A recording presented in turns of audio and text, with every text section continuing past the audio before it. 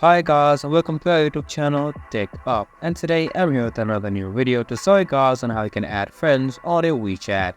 To do so, first of all, download Wechat from your Google Chrome browser or your Play Store. And after downloading Wechat, you can just open it up, making sure you do have a stable Wi-Fi connection. And after that, sign into your Wechat account, and after you have signed into your account, it will be on the chats. Here, go on to chats and click on the plus icon on the top right side of the screen.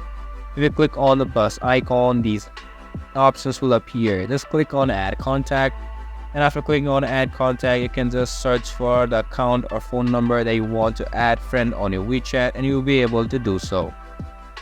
And that is how easily you can add friends on your Wechat. This was for this video, and I hope you guys find that video helpful. If you do, make sure to leave a like, subscribe to our YouTube channel, and hit the bell notification. And don't forget to drop a comment or review, and for more content like this, see you guys in our next video. Thank you for watching.